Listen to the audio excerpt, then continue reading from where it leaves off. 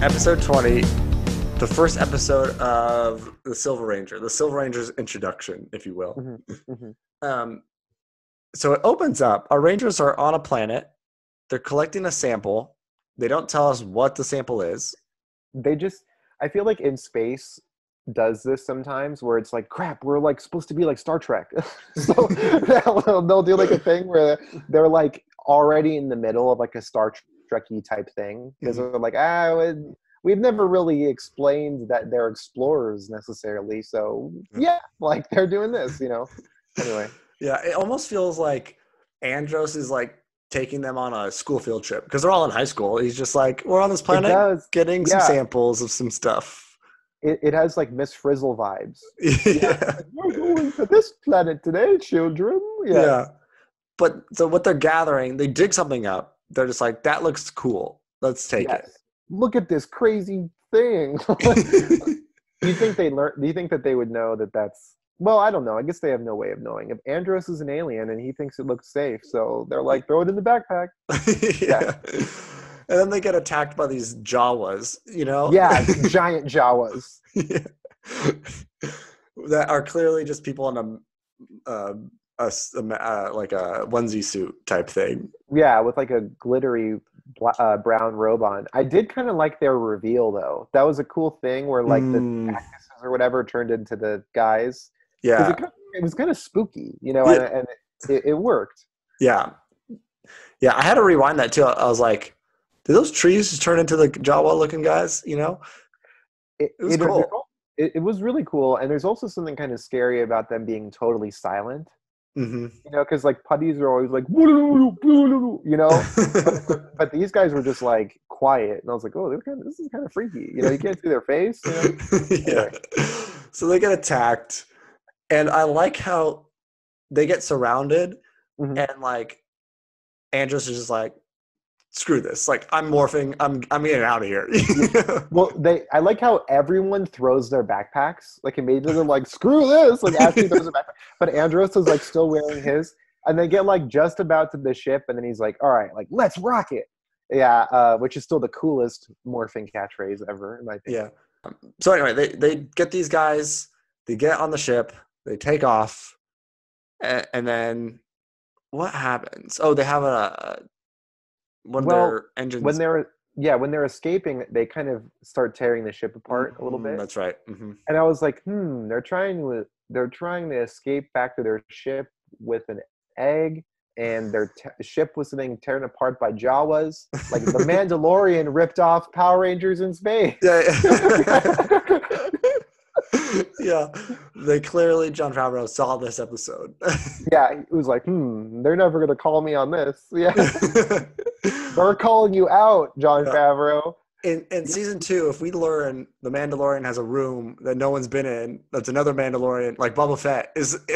That's how they bring Boba Fett into season 2. He's in a cryo chamber. Right. Yeah.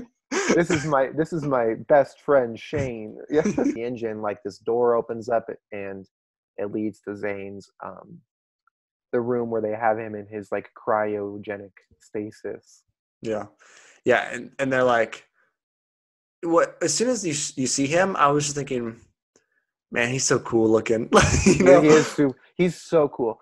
It's funny how like this is later on in Power Rangers and especially later on in Sentai, but there's still something that's like so iconic about Zane when it comes to like creating the trope of the Sixth Ranger. Mm-hmm. Like I feel like when I think of like Sixth Ranger archetypes, Zane fits he checks all these boxes. When I'm like, oh yeah, that's what they're all like. But then I'm like, actually, no, they're not all like that. Zane actually like has one of the coolest, like, what's this mysterious origin and what's this cool color and like blah, blah, blah. You're right. Thinking about it, up until now, I mean, some of them, like you said, some of them are like it, some of them are not. But up until now, all of the Six Rangers have been mysterious. Like Tommy, they're like, who's this Green Ranger? The White Ranger, they're like, oh, there's a new Ranger. Who is it? Alpha, what's going on? And right. The Gold Ranger's like, that's like a whole season. Yeah, a whole season of figuring out who that is. Yeah. And then this one, you're like, I guess, they tell him right off the bat who he is, but still, it seems like a mystery because no, you're experiencing it with these Rangers. Like, and they especially don't show. They don't. I mean, they also make a point of not showing you his face till like the very, very, very end, which is cool. But there's a lot of implications behind it, like especially with like.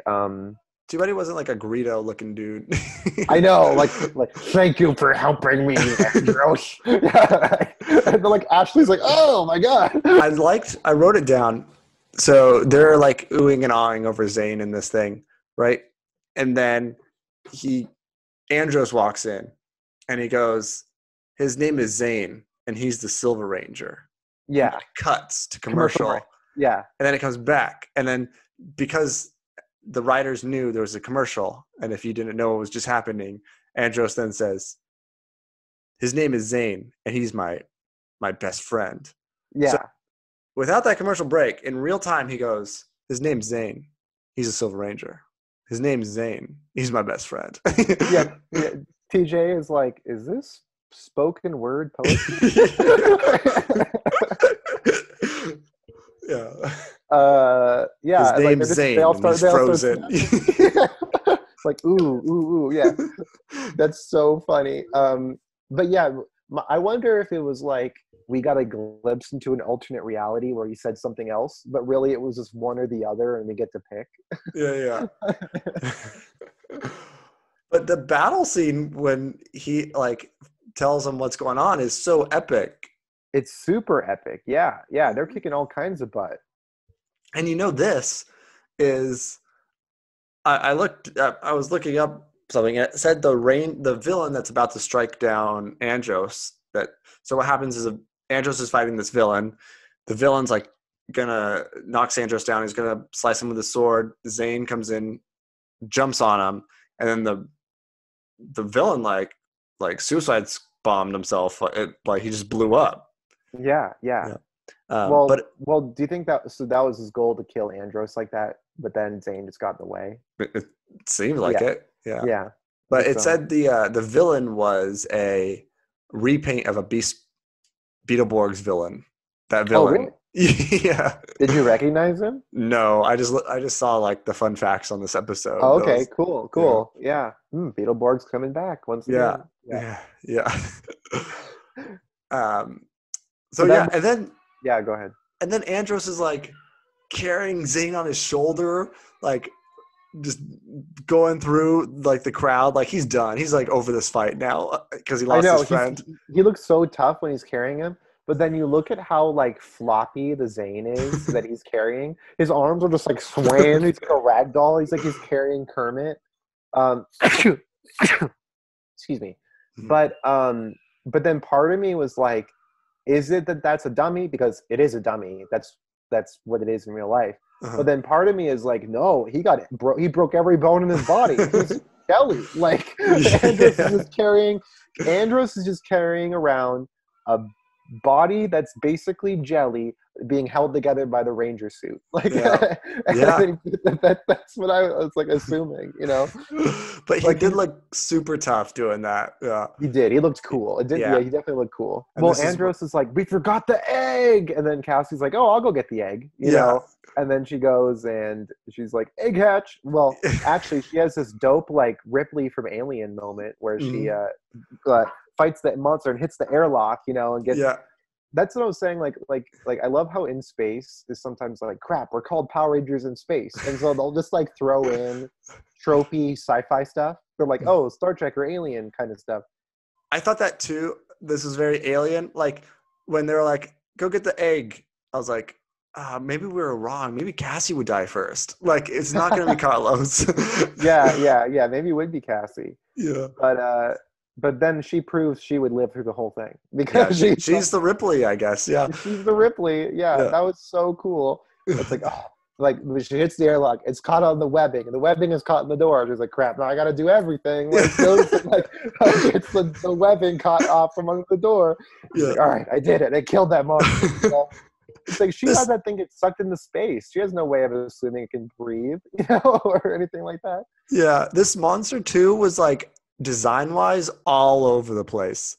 It had like very true the butt of a bee, the head of a predator looking, like a fat predator. Yeah, it had like a weird like fungi crab thing going on. Like I wasn't really sure what was going on. But then it had two little butterfly wings on its like left arm, like only It one. had kind of like a goofy face too, and Yeah. like kind of like a stupid face.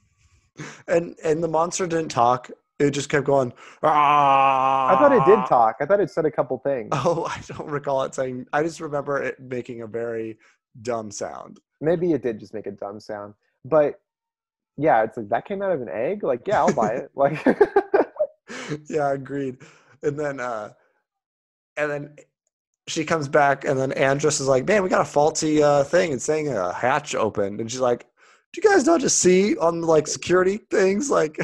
yeah, Andros is such a bad captain. He's just like, "Oh, Cassie, thank God you're back." And she sees this faulty airlock hatch, and she's like, "Faulty airlock hatch? I just Ripley'd an alien out into space." Like, are you kidding? Like, no, that was me being a Power Ranger. Where were you guys?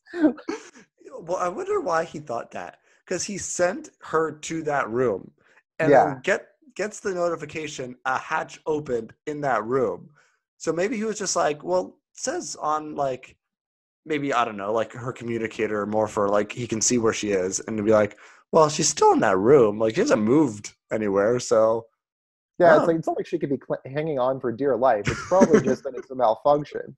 Like it's funny to think like, what if Andros is like looking at the camera feed of her struggling, and they just quietly turned it off? and like Ashley's like, what was that? Like, oh, nothing. but then they crash, and they go outside. The Jawas are like, this is our chance, you know. Yeah, I know. Like we're revenge. Yeah. Yeah. And they're waiting too. They're like, they're here. Like I really liked the computer. I love Decca. I think like Decca is like an underrated character from this season. You know, like if you want to call her a character. And I love the like cryogenic stasis failure. Like that was all really cool. And like the the condensation is melting. Like oh, that was really cool. They give a good close up on the heart monitor of Zane, and he you think he didn't make it. Andros has his telepathy, thinks like, oh no. Yeah. That's the whole classic, you know, does a giant Darth Vader no, you know, goes to his knees. Then gets mad, then, you know, jumps on some Jawas, and then all of a sudden, who's gonna wake up but the Silver Ranger? Yeah, he's like, look at like, why don't you look at the silver lining, Andros? It's Zane. Yeah, no, but that's not the line. But what we forgot to mention is that he's been in this cryo sleep for 2 years, and Andros doesn't even know if that's enough time for him to have healed like all of his bones being broken. You know, so it is definitely like when he walked out, when he was like, because I knew Zane would be in it, that's why we watched it. Yeah. So like when he came out, it's like you can't start this party without me. I was like, yay, Zane! Like I knew you would be alive. But I half expected him to keel over halfway through the fight and be like, oh, my organs, I can only be out of cryosleep for so long, you know? Yeah. But like that didn't really happen, you know? Yeah. Like, yeah.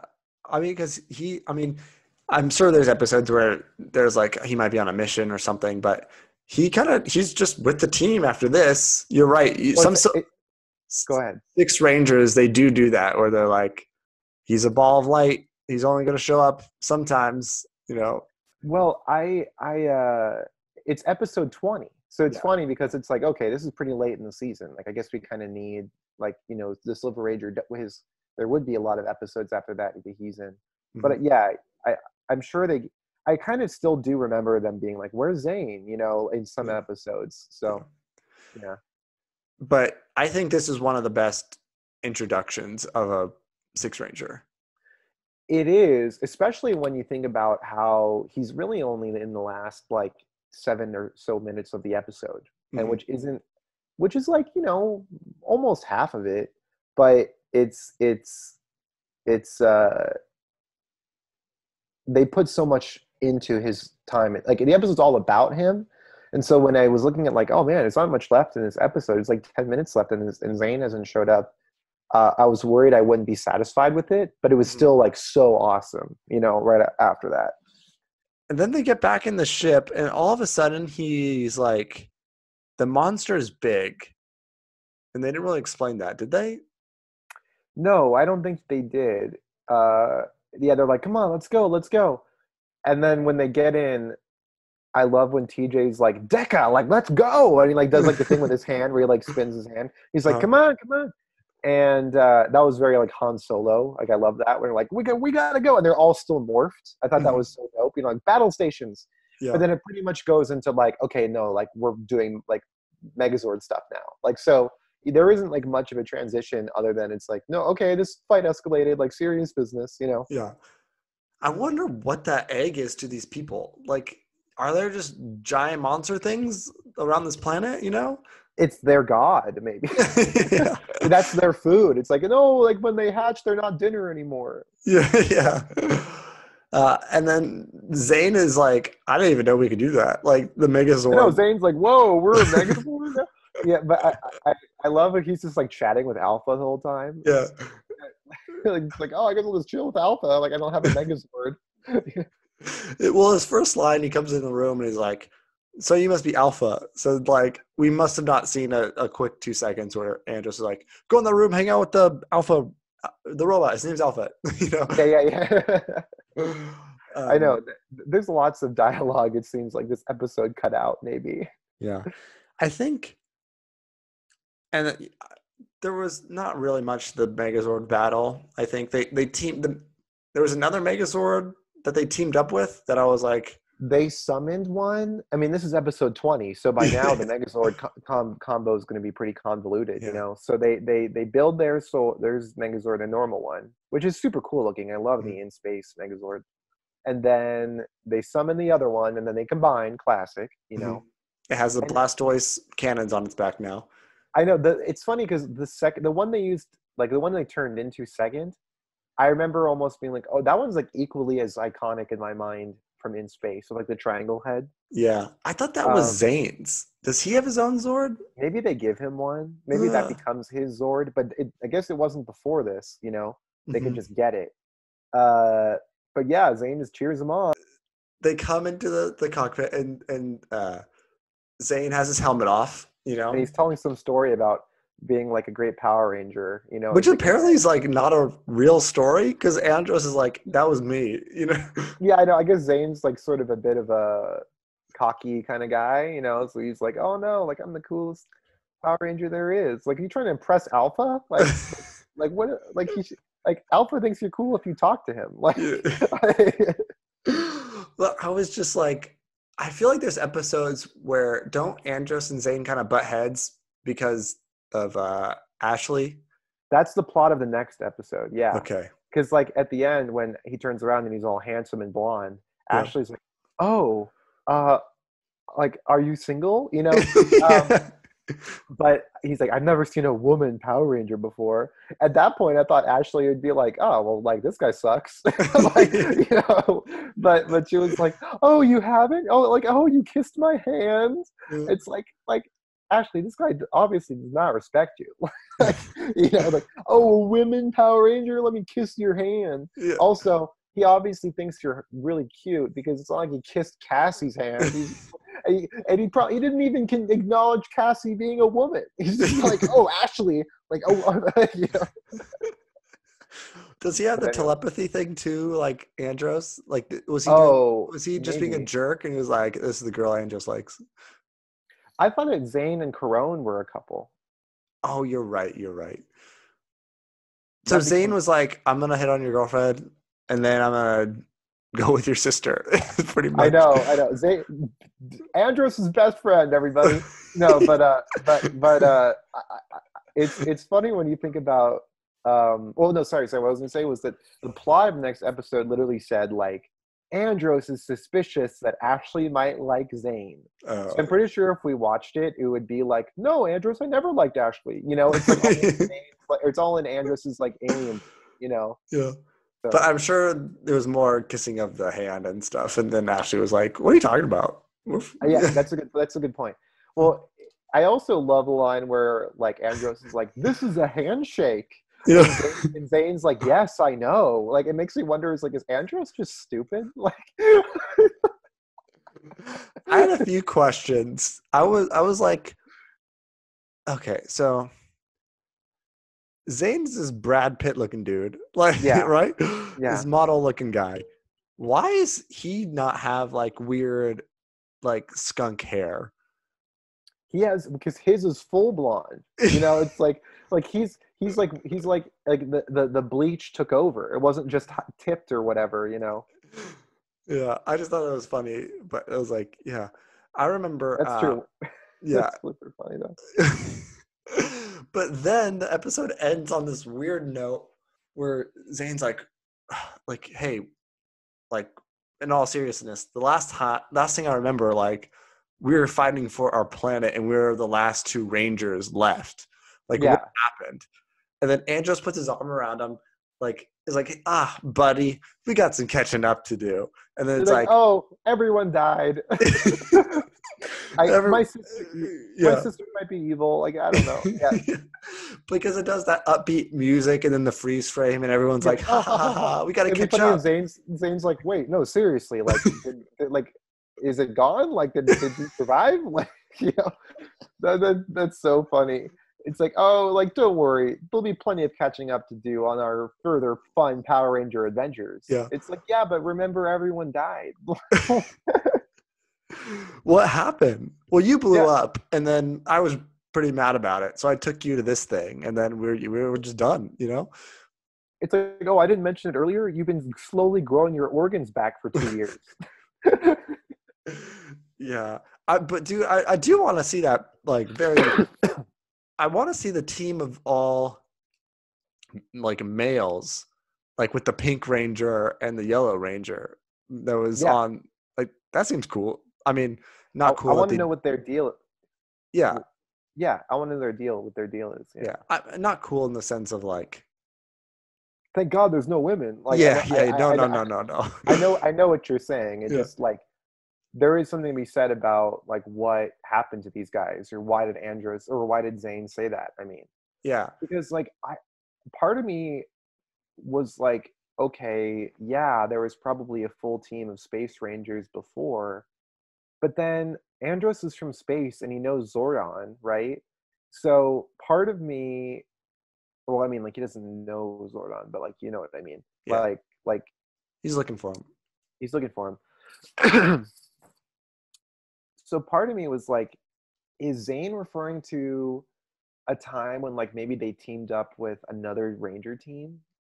You know, like, could it be like there's the Equations out there, so who knows if but they have a girl leader. I know it wasn't the Equations exactly, but my point is just that, like, maybe knows they just how many. Sorry. What knows? Well, who knows how many Alien Ranger teams there are? Is, I guess, all I'm trying to say. I think they just teamed up with the Gold Ranger, and he's like, the other Rangers we met are these three dudes who morph into the one guy. Right, yeah. Well, I met Trey of Trayforia. I met all three of them. Yeah. He's the only other Power Ranger. We've met him, Magna Defender, and the police, maybe the police dude, the Phantom Ranger guy, maybe. Phantom Ranger and Blue Centurion. Yeah. Like, those are the only Rangers you've ever met. I don't know anyone else. Yeah.